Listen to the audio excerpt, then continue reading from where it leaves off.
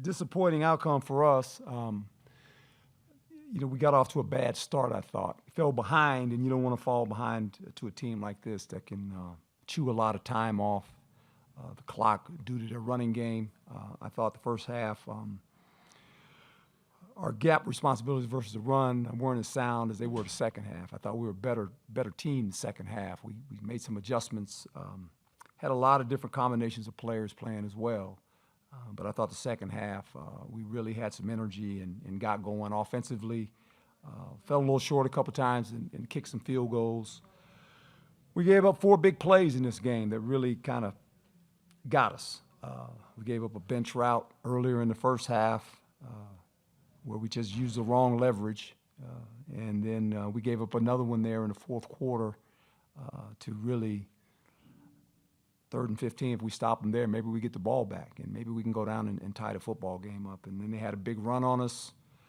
So they're a good football team, well coached. I thought our players the second half played well. I think the defense did a pretty nice job when you can shut them out and give yourself a chance. That's all you can ask for. But we fell a little short. I always say we ran out of time.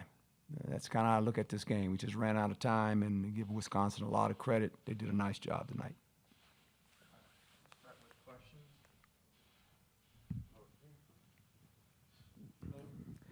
Hi, Herm over here. So when you watch Wisconsin now in person, I mean, are they as predictable as they are on film, or do you feel that maybe they did throw some wrinkles at you throughout the game? The one fullback touchdown, that was a little new wrinkle, but they are who they are, and why wouldn't you be with the success they've had, right? And you're not going to change all of a sudden because you're playing in a bowl game.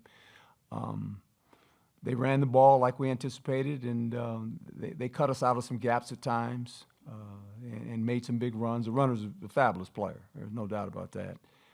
And the quarterback did a nice job. He made a couple throws that he needed to make. I thought the interception we got kind of turned for us, but we couldn't score. We kicked 2 field goals. And now the second half, we obviously slowed them down a little bit too, but that was kind of the critical point in the first half. And I thought the second half we had a lot of energy. We came out third quarter, had a lot of energy and got some points, and all of a sudden, things became very interesting.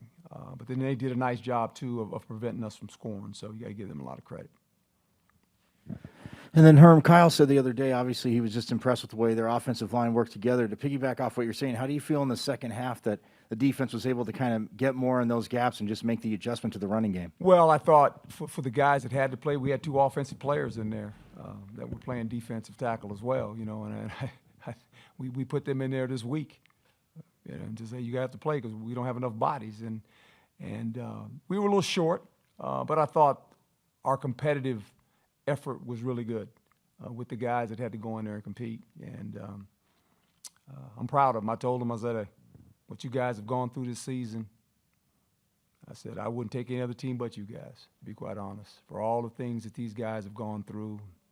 And I don't even want to go down that road, but it's been a long year for everybody. And I told them, I said, you ran out of time. I said, our season, when you look at it and when I look back at it, we had some bad quarters in some games. We had a bad first half, right? Second half, not so bad, right? And you can go every game. You can say there's a couple bad halves, a couple bad quarters, whatever it may be. And that's why we sit with the record we have. So if we can clean those things up, we got a chance. Michelle, then Chris. Herm, guys didn't score when you had that ball early in the fourth quarter. You give them the ball back and they hold it for basically 10 minutes. Yeah. So I guess you never imagined when you didn't score there that you would never get the ball back again. They're scary because when you watch them on tape, that's what they can do. They can chew up some drives. They can chew up a lot of time. I kept looking at that clock, trust me. And every time they made a first down, I kept looking at the clock. I said, we're running out of time. Toward the end there, we were actually going to let them score,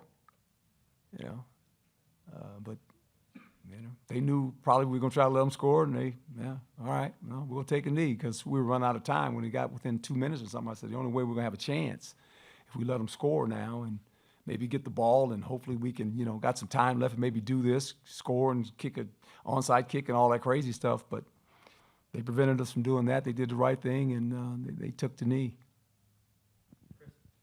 Coach, the play where Eddie Japlitsky got hurt, the punt, that was the running into. Yes.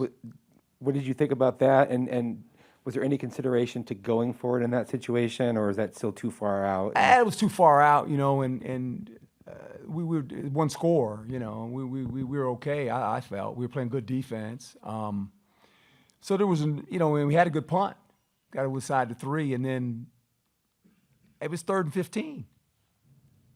If we get off the field on 3rd and 15, we have the ball, and they're punting from the 10, and we're in field position, right? So it's a play. They made a big play. The 3rd and 15 is the one. That was the one that kind of, oh, here we go, right? But if you hold them there, we got them in the down we wanted, 3rd and 15, and just they made it, he got hit as soon as he released the ball. Guy made a good throw, good catch, and there you have it. That took the time off the clock after that. What about that being ruled running? The official talk to you? Yeah, I talked to him, and really, it's the correct call. If you hit his plant leg, then it's the 15er. And I told him he took both of them out, I thought. But what do I know? I'm just the coach. And he said, well, okay. I said, looked like to me, got both of them. But, they called it, and that's the way it goes. BJ Green had a couple of crucial 3rd down sacks tonight. What has it been like watching his emergence this season? Free agent, not free agent, a walk-on, and really has grown up as the season has progressed. He's done a nice job. He really has. He is very, very active when you get him on stunts in games, when he gets the edges of things. And he's starting to learn, how to do that better. And he's a good rusher for us. He's a good football player. Herm, you did connect on a couple of passes, but you missed on some others, and then Jaden was under duress quite a bit on some of those. What was that dynamic like? Well, you saw it. There's a reason they're the #1 defense in the country. They're pretty good. And when they can get you in the known downs and rush you, they do a nice job of bringing pressure, and they do a nice job of playing some zones and some combinations behind it. The first time they got Jaden on the interception, they had the lurker come in, and Jaden didn't see him. He kind of faked, and he came in the alley and got him. But I thought, we had some young guys in there playing at the offensive line, and we had a young running back all of a sudden had to pick up a linebacker. That number 5, he's a pretty good football player, and you had to pick him up as he was coming off the edge. So it can be difficult, to say the least. And that's why you don't want to get in those downs. When you get us in those downs, and they're pretty good at it, they can bring some pressure. Coach, Jaden talked about how this was going to be won at the line of scrimmage, and obviously Wisconsin put that on display in the first half, but with the second half, with performances like BJ Green, like Omar, how impressed or encouraged are you with the future of those young rushers and what they can prove in times of adversity like those? Very, very much. But I'm really, it's not only those 2 guys, just the team. This is a game you go in at halftime, and you're looking at the scoreboard and you're going, oh, this is interesting, right? How are we going to react now? And they got the ball. And we talked about it, and I thought the coaches did a nice job offensively and defensively adjusting to what was being done in the first half. And the players bought into it. They listened to the direction of the coaches and came out and had a lot of energy. And I thought the interception helped us. Wish we could have scored there, but we didn't. But we still got some points, right? But all of a sudden, the energy in the stadium changed too. Our ASU fans behind us were loud, and I looked across, and Wisconsin fans were sitting down all of a sudden, right? And it became a football game. And that's all you can ask for. And going into the fourth quarter, make it a game. Whether we were leading or they were leading, it was a game. It was a game that was going to go down a couple plays, and they made the big play on 3rd and 15 that really sealed it for them.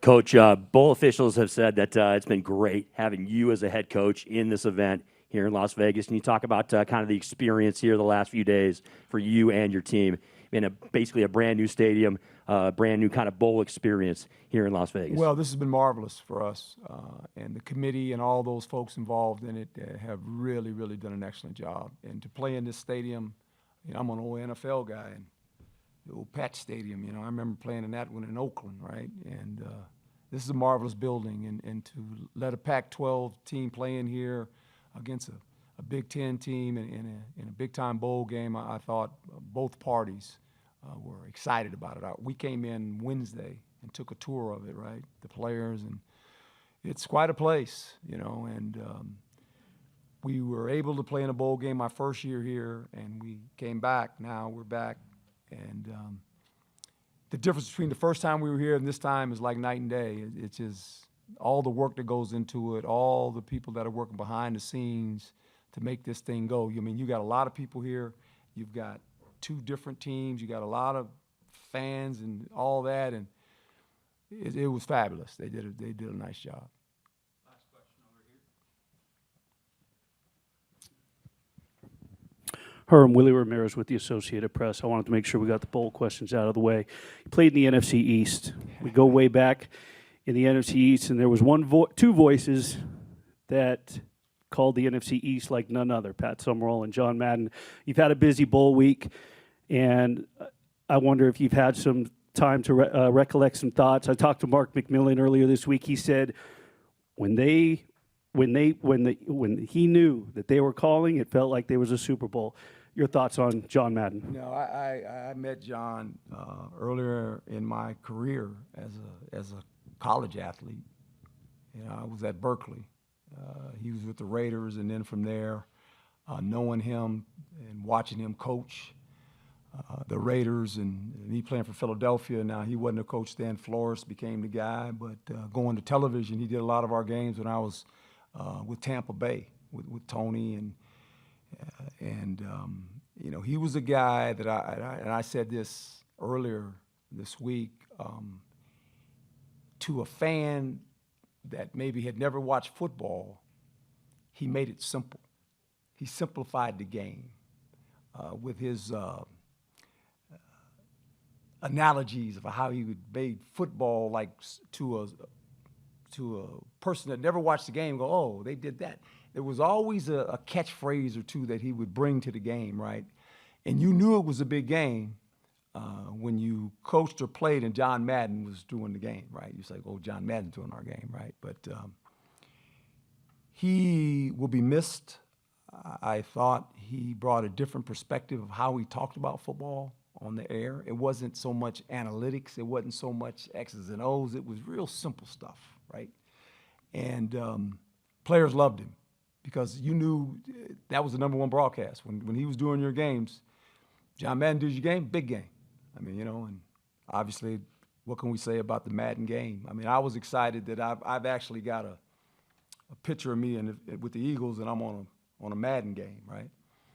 I have that, and great man, great human being, and meant a lot to pro football and has done a lot for pro football. And he'll be missed. There's no doubt about that.